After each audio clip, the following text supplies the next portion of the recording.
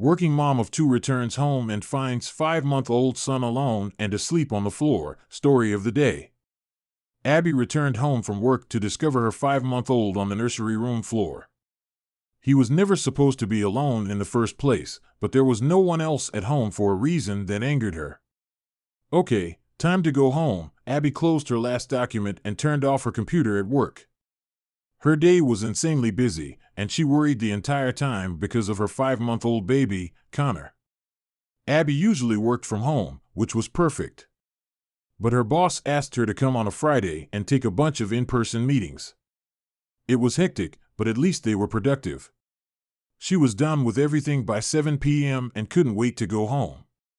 Her husband, Patrick, worked too, but he should have been home at around 5:30 p.m. to relieve their 13-year-old son, Theo, from babysitting duties.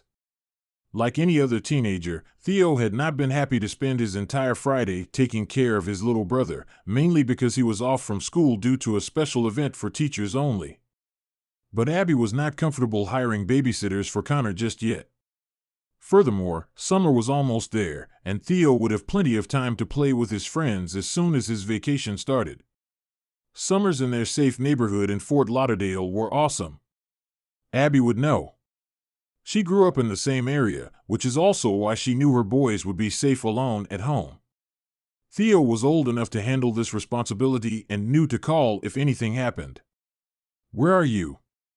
You were supposed to be home earlier than 6, remember?" she asked, her voice trying to keep calm, but her anxiety had led to anger.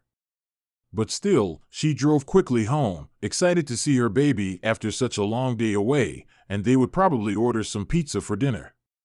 It was going to be a perfect night at home with her family. "Hello," Abby called, entering her home and settling her bag and keys on the table in the foyer. Surprisingly, no one called back. The living room and kitchen were empty, and there was no noise. That was utterly rare for a home with a teenager and a baby. Not to mention her husband, who liked listening to music all the time. "Patrick? Theo?" She took off her shoes and left them near the front door to check on her husband in their bedroom. But she was stunned once again when it was empty. "Hello," she called again and finally shrugged. Patrick had probably taken the kids out for a fun outing. He didn't do that often without her, but this was a good bonding opportunity for them. She decided to call them to see what kind of pizzas they wanted for dinner.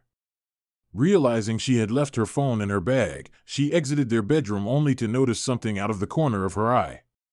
"Connor," she exclaimed as her heart started beating a mile a minute. Her baby was sleeping on the floor in the middle of the nursery, and Abby had no idea why. "Connor, sweetie," she continued breathlessly, picking him up and assessing the situation. Her 5-month-old stirred gently, but he went back to sleep in her arms, unaware that Abby felt like she was dying inside. Her baby was alone at home and on the floor. Anything could have happened to him. But then, another thought entered her mind. Where were Patrick and Theo? They were both supposed to be there. Her husband most certainly should have been there. She placed Connor back in his crib, touched her hand to her chest to calm down, and went to her purse to call her husband. She expected it to ring many times with no answer, and her anxiety started thinking of dangerous scenarios. However, Patrick answered on the second ring. "Honey." "Hello," he said, his voice happy and obviously unaware. Abby could hear music and conversation in the background. "Where are you? You were supposed to be home earlier than 6, remember?" she asked, her voice trying to keep calm, but her anxiety had led to anger. "Oh, that's right. I'm so sorry, sweetie. I forgot. The guys asked me to come for drinks," he explained as if it was perfectly normal. "I'm on my way." "Excuse me? You went to the bar with your friends? Where is Theo?" "What do you mean?" he wondered, confused. "Theo isn't here." Abby screamed into the phone, finally losing her temper. "And Connor was on the floor, sleeping. I don't know how long he was there. And our other son is gone." "Abby, calm down. Calm down. I'll rush home. I didn't drink anything." "Is Connor all right?" he inquired, his voice still relaxed. Connor is fine. But something could have happened, and I have no idea where Theo is, and again, Connor was on the floor. She tried to calm down but failed miserably as angry tears escaped her eyes. Call Theo. He probably went out with his friends, Patrick suggested. I'll be there soon. He hung up, and Abby tried to wipe the moisture from her face. She dialed Theo's number with trembling fingers, once again thinking the worst. But he also answered. Hey, Mom. Are we ordering pizza? His nonchalant question made anger rise again in her chest, but she had to know where he was. Where are you? We went for ice cream, Theo replied. Abby knew that we meant him and his neighbor friends. Did you leave your brother on the floor? She questioned. Her words were slow and steady, not giving away anything. OSH. I mean, yeah, he admitted, and his voice changed with concern. Mom. I'm so sorry. I forgot about him. Is Connor all right? Please, I'm sorry. Connor is fine. Come home now, Abby uttered, calm at last. She hung up the phone and rested her whole body against the wall. Despite all the scenarios she had come up with, Patrick and Theo were fine. They were just a little careless. She thought about yelling at them when they came home, but there was no use. Everyone was safe and sound. And she couldn't go through another emotional roller coaster after the last few minutes. When Patrick returned, she reminded him he had 2 kids now, and his priorities had to be them. She also told him to call her before going to the bar again with his friends. He apologized for everything and promised that it would never happen again. We might need a babysitter next time, she told him after hearing his apologies. You're right, Patrick agreed. When Theo came home, she gave him a quiet lecture, reminding him that he had a big responsibility as a big brother.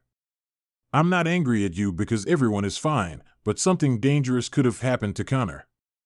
And next time, please just text me before you leave the house, Abby added, hugging her son. Theo was crying into her chest. I'm so sorry.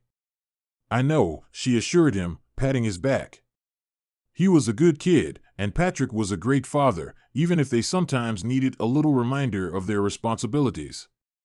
Luckily, they had Abby, who would always be there for her 2 boys and her forgetful husband. What can we learn from this story? Sometimes, hiring a babysitter is the best option. Abby didn't want to hire a babysitter, thinking her teenage son could handle the child, but sometimes, it's necessary. Teaching your kids about responsibility in a calm, patient way is vital. Abby had to lecture Theo about responsibility but remained calm despite her earlier anger.